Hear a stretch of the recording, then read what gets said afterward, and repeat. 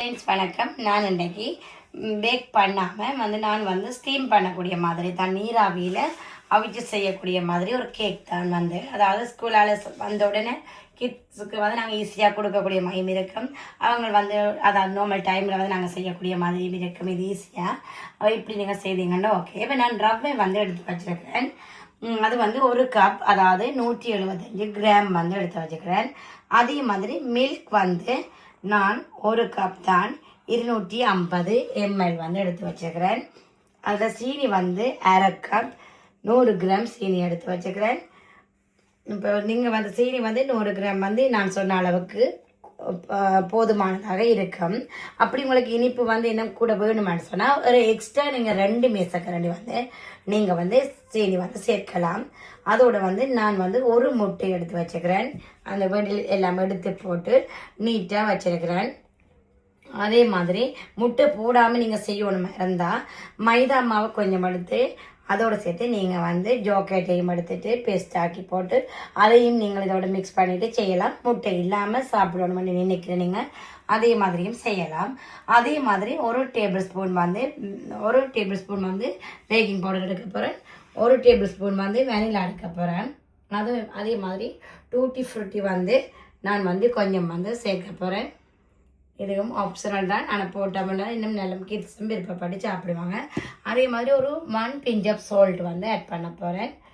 இப்போ செய்முறைகளை போவோம். கப் நான் ஒயில் எடுத்து வச்சுக்கிறேன். நீங்கள் ஒயில் இல்லைன்னு சொன்னால் நெய் நீங்கள் சேர்க்கலாம்.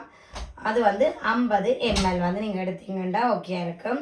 இப்போ எல்லாத்தையும் நீங்கள் மிக்ஸ் பண்ணியும் செய்யலாம்.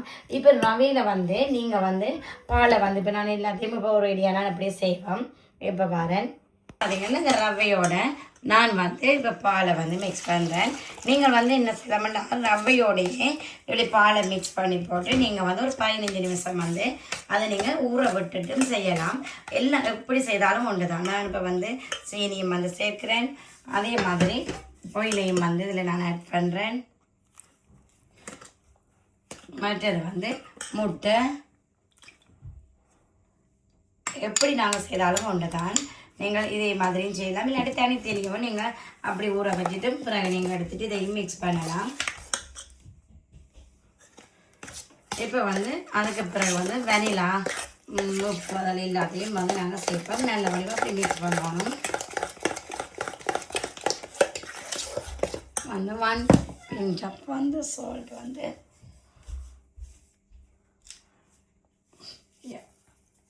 அதே மாதிரி பேக்கிங் பவுடர். இப்போ பேக்கிங் பவுடரையும் சேர்ப்போம். அதோடு சேர்த்து வெனிலாவும் ஒரு மேசக்கரண்டி. அதே மாதிரி இதிலையும் கொஞ்சத்தை நாங்கள் போட்டுட்டு இதையும் நல்ல வடிவாக மிக்ஸ் பண்ணுவோம்.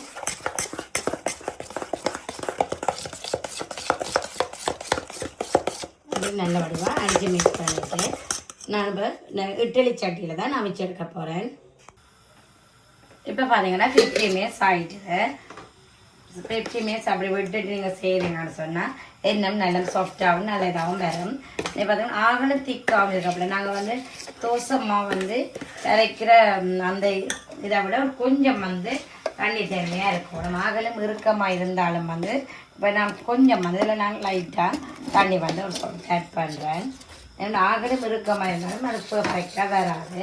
ஆகலும் தண்ணியாகவும் இருக்கக்கூடாது. இப்போ பார்த்தீங்கன்னா இப்படி நாங்கள் ஊற்றி எடுக்கக்கூடிய மாதிரி நோமெல்லாம் இருந்துச்சுன்னா ஓகே. இப்போ நான் இப்படி சின்னதாக டிஷ் இப்படி குட்டி எடுத்து வச்சுக்கிறேன். இதில் தான் ஊற்றிட்டு நான் ஸ்டீம் பண்ண போகிறேன்.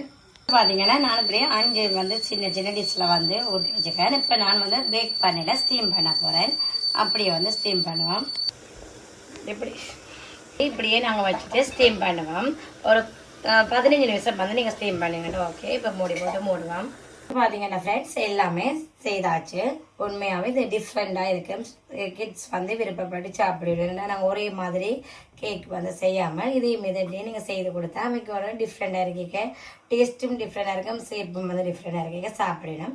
இதே மாதிரி நீங்கள் ட்ரை பண்ணி பாருங்க. அதே மாதிரி என்னுடைய வீடியோ வந்து உங்களுடைய நேரத்தை ஒதுக்கி பார்த்துட்டு இருக்கிற எல்லா உறவுகளுக்குமே தேங்க்யூ ஸோ மச்.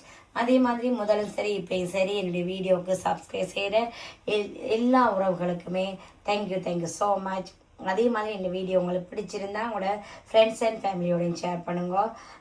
ப்ளீஸ் நிறைய பேர் பார்க்குறீங்க, ப்ளீஸ் சப்ஸ்கிரைப் பண்ணுங்க, லைக் பண்ணுங்க, கமெண்ட் பண்ணுங்க. அது குட்டாக இருந்தாலும் சரி, பேடாக இருந்தாலும் சரி, இல்லாட்டி உங்களுக்கு வேறு என்ன வீடியோக்கள் வேணுமென்னு சொன்னாலும் சரி, ப்ளீஸ் நீங்கள் வந்து கமெண்ட் பண்ணுங்க. அது வந்து எனக்கு ஒரு மோட்டிவேஷனாகவும் இருக்கும். நான் மேற்கொண்டு வேறு வீடியோக்கள் வந்து செய்கிறதுக்கு வந்து எனக்கு ஹாப்பியாகவும் இருக்கும். திரும்பவும் நான் சொல்கிறேன், என்னுடைய வீடியோவை பார்த்துருக்கிற எல்லா உறவுகளுக்குமே எல்லாருக்குமே தேங்க்யூ ஸோ மச். அடுத்து நல்ல ஒரு வீடியோவில் சந்திக்கிறேன். தேங்க்யூ, பாய்.